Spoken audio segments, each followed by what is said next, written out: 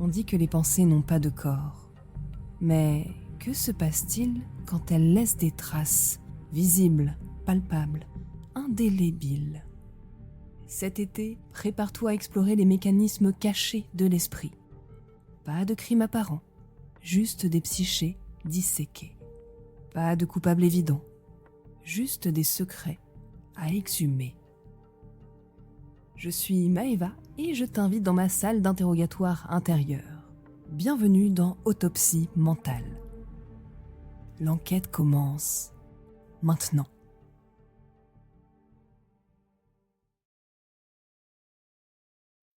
Dimanche 4 août, 6h32. Maison de famille isolée à Barbizon. La pluie tambourine sur les volets. Dans la cuisine, le café coule encore. Quelqu'un était debout très tôt, ou alors très tard. Dans le salon, Marie Delmont, 34 ans, docteur en neurosciences, est recroquevillée dans un fauteuil. Ses cheveux sont en bataille, ses yeux rougis. À côté d'elle, son téléphone affiche 23 appels manqués. Sur la table basse, un carnet de recherche ouvert, page 47, encre bleue. L'écriture de Marie, d'habitude si nette, devient tremblante vers la fin. Plusieurs pages ont été arrachées, proprement, avec soin. À côté, une photo imprimée, le groupe du jeudi soir prise par Lucas. 4 sourires radieux autour du champagne.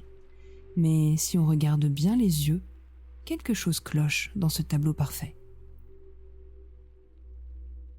On a retrouvé cet extrait audio de la conférence TEDx de jeudi dernier. Mes recherches sur l'autisme vont révolutionner la prise en charge de 700 000 personnes en France. Ça, c'était Marie, il y a 4 jours. Standing ovation, contrat en cascade, son rêve qui se réalise. Et maintenant, voici Marie. Je crois que je me suis trompée sur absolument tout. Mes recherches, c'est du vent. Je me sens vraiment comme une imposture. Mais voici ce qui va te glacer. Dans cette maison, personne n'a crié, personne n'a menacé, personne n'a dit un mot méchant.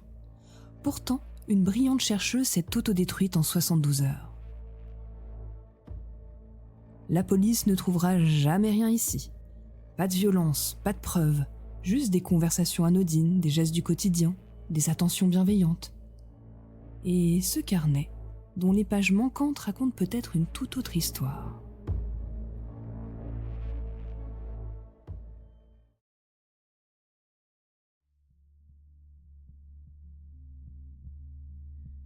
Ferme les yeux 30 secondes. Repense à ta dernière grande joie. Et qui dans ton entourage a trouvé le moyen de la ternir, mais sans jamais dire un seul mot de travers? Pense à ça. Cette personne maîtrise peut-être l'art du crime parfait.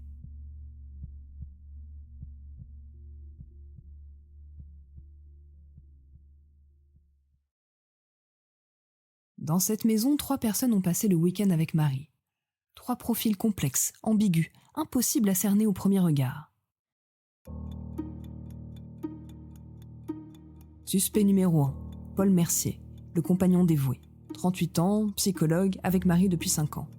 L'homme qui l'a aidé à surmonter sa phobie des présentations publiques. L'énigme, c'est grâce à lui qu'elle a pu faire cette conférence, mais c'est depuis qu'elle doute. Suspect numéro 2, Élise Fontaine. L'amie fidèle, 44 ans, ancienne collègue devenue sa plus proche confidente. La femme qui a littéralement sauvé la carrière de Marie en 2019 en la poussant à reprendre ses recherches. L'énigme, elle qui l'encourage toujours. Elle était bizarrement silencieuse ce week-end. Suspect numéro 3, Lucas Bernardi. L'ami d'enfance, 36 ans, photographe freelance, témoin de mariage de Marie. L'homme qui connaît son secret le plus profond, la mort de sa petite sœur Emma. L'énigme, il protège ce secret depuis 20 ans.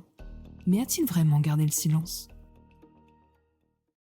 3 personnes qui aiment Marie, 3 personnes qui l'ont aidé à réussir, 3 personnes qui semblent innocentes.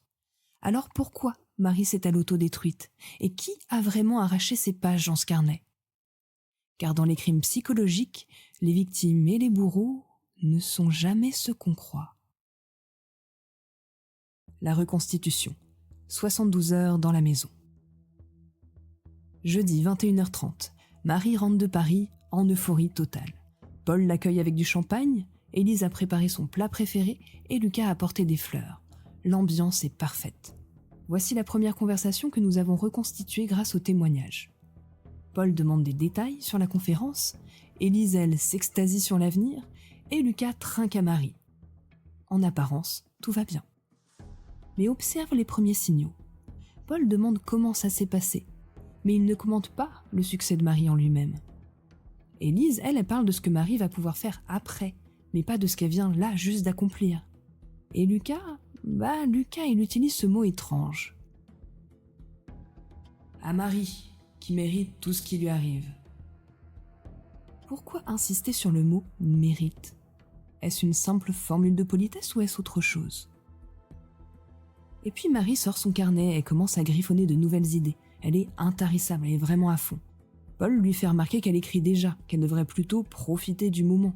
Et Élise lui fait une petite remarque lui disant qu'elle a l'air fatiguée. Première fissure invisible.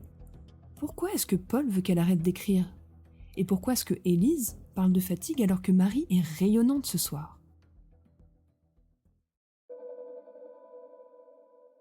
Vendredi matin, Marie se réveille tard, ce qui est plutôt inhabituel pour elle. Au petit déjeuner, elle raconte ses projets futurs, l'Institut Pasteur, l'INSERM, les auditions. Et l'ambiance semble toujours vraiment excellente. Paul la félicite, lui dit qu'elle va avoir l'embarras du choix. Élise, elle, soulève immédiatement les contraintes des grosses institutions. Et Lucas, lui, un peu nostalgique, il évoque leur enfance, quand Marie voulait juste aider les enfants différents. 3 réactions différentes au même succès. Paul soutient sans s'engager, Élise, elle met l'accent sur les difficultés, et Lucas la ramène à un passé beaucoup plus simple. Plus tard, Marie fait une sieste, ce qui est aussi inhabituel chez elle. Au réveil, elle raconte avoir rêvé d'Emma, sa petite sœur qui est décédée. Alors Lucas la rassure, il lui dit que ça arrive quand elle est stressée. Élise lui propose d'en parler. Et Paul lui lâche cette phrase. Les rêves récurrents peuvent signaler un stress post-performance, c'est classique. Technique de psy ou simple observation ? Pourquoi pathologiser ce qui pourrait être normal à ce moment-là ?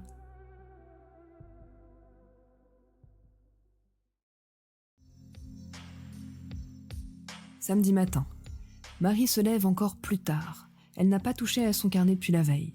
Au déjeuner, Paul lit le journal et mentionne une étude bidon sur l'autisme. Des chercheurs qui auraient soi-disant falsifié leurs données sur les neurones miroirs. C'est exactement le domaine de Marie. Est-ce le hasard ou un calcul ? Parce que Paul connaît ses recherches mieux que personne. Cette information tombe-t-elle vraiment du ciel ? Et là, Marie pâlit, se demande si ses propres recherches sont solides. Alors Paul la rassure, il lui dit que elle, c'est la personne la plus rigoureuse qu'il connaisse. Élise attribue ça à son perfectionniste, et Lucas lui sort cette phrase troublante.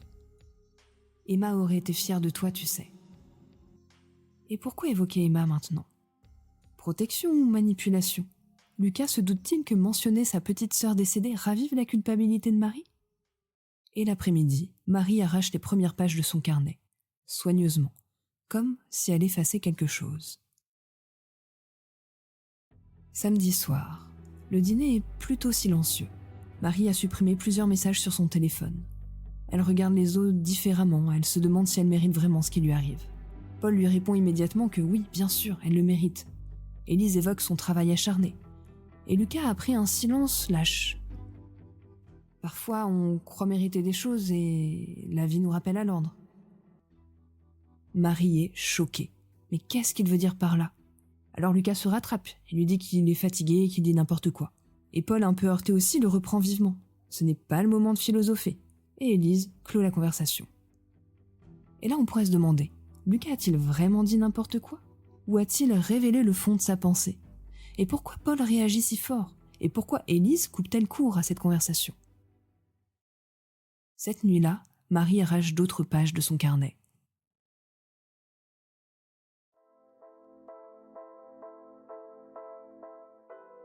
Dimanche matin, on retrouve Marie effondrée.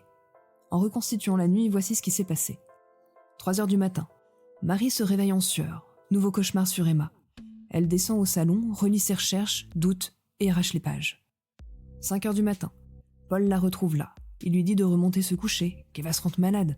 Marie lui confie ses doutes sur ses recherches et Paul la rassure. la rassure, mais confirme que le stress peut effectivement nuire à l'objectivité scientifique. 6h du matin, Élise les rejoint. Elle voit Marie en détresse, elle la prend dans ses bras, elle lui dit qu'elle l'aime comme sa propre fille, que quoi qu'il arrive, elle sera toujours là. Des phrases tellement réconfortantes, qui rappellent effectivement à Marie qu'elle n'a plus vraiment de vie de famille depuis le décès de sa petite sœur. 6h30, Lucas arrive. Il voit la scène. Marie effondrée, Paul qui la console et Élise qui prépare du thé. Sur la table, une tasse de café complètement froide. On dirait que personne n'a dormi ici.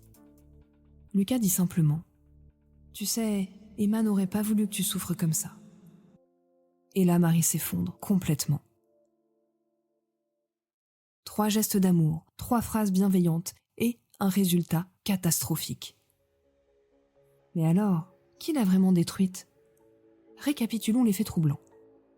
Paul y mentionne l'étude bidon pile sur le domaine de Marie. Il pathologise ses rêves normaux, il confirme que le stress nuit à l'objectivité. Est-ce une coïncidence ? Il connaît ses failles mieux que personne après tout. Et puis Élise, elle parle systématiquement de contraintes, de fatigue, de difficultés futures, comme si elle préparait l'échec. On dirait que sa protection ressemble étrangement à du sabotage préventif. Lucas, lui, il évoque le mérite d'entrée. Et il rappelle tout le temps la perte d'Emma au moment critique. Il parle de rappel à l'ordre, et ses mots d'amour réveillent la culpabilité de Marie. Est-ce un hasard ou un calcul ? Marie, elle arrache ses propres pages, elle supprime ses messages, elle se détruit elle-même. Mais qui lui a fourni les armes psychologiques pour faire ça ? Alors qui est le vrai coupable ? Paul qui sème le doute scientifique ? Élise qui prédit l'échec par protection ?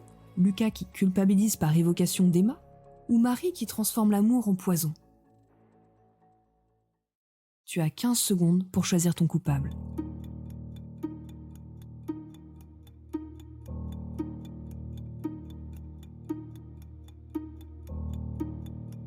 Voici la vérité qui va bouleverser ta vision de la manipulation. Il n'y a pas un coupable. Il n'y en a aucun. Et 3 à la fois. Paul n'a pas forcément mentionné l'étude bidon pour déstabiliser Marie. Il lit toujours les nouvelles scientifiques pour elle. C'est son attention quotidienne, c'est son geste d'amour pour se rapprocher d'elle. Élise ne prédit pas l'échec par sabotage. Elle s'inquiète sincèrement des changements que le succès pourrait apporter. C'est sa façon de protéger à Élise. Et Lucas, il n'évoque pas Emma pour culpabiliser Marie. Il mentionne toujours sa sœur quand Marie réussit, pour qu'elle sente que la présence de sa petite sœur est là dans ses victoires. C'est un peu un hommage constant. Voici l'arme du crime. L'amour maladroit. 3 personnes qui aiment Marie et qui, sans le savoir, disent exactement ce qu'il ne faut pas dire au moment où il ne faut pas le dire. Paul déclenche ses doutes scientifiques par ses attentions professionnelles. Élise réveille ses peurs d'échec par ses protections maternelles. Et Lucas ravive sa culpabilité de survivante par ses évocations constantes. Mais Marie, qu'est-ce qu'elle fait Marie ? Marie, elle transforme chaque geste d'amour en attaque. Elle interprète chaque protection comme une menace. Elle lit du poison dans chaque tendresse. Et pourquoi ? Parce qu'au fond, depuis le décès de sa petite sœur, Marie ne se sent pas le droit d'être heureuse. Et voici une question terrifiante. Combien de fois as-tu détruit l'amour des autres en y cherchant du poison qui peut-être n'existait même pas ? Combien de fois as-tu transformé la bienveillance en malveillance par tes propres lunettes déformantes ? Es-tu comme Marie ? Si cette révélation te dérange, c'est que tu reconnais peut-être tes propres mécanismes d'interprétation négative. Et tu es mon co-enquêteur, alors vote dans les commentaires. Qui était le plus toxique selon toi, selon ton point de vue, selon tes lunettes ? Est-ce que c'était Paul, Élise, Lucas ou Marie ? Et si tu oses l'introspection, écris lunettes si tu reconnais transformer l'amour en poison par tes propres filtres traumatiques. Et tu sais, il y a une grille secrète pour décoder ce genre d'épisode et tous les mécanismes psychologiques qui en ressortent. Et cette grille, elle est planquée où ? Dans la newsletter. À toi de voir si tu veux t'abonner pour la trouver.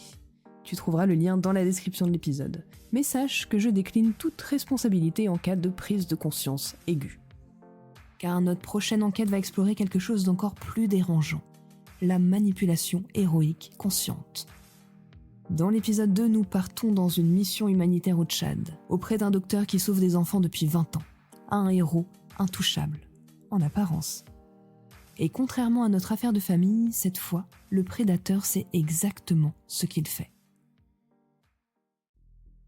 L'enquête continue, et la prochaine fois tu vas découvrir que l'héroïsme peut masquer le mal absolu.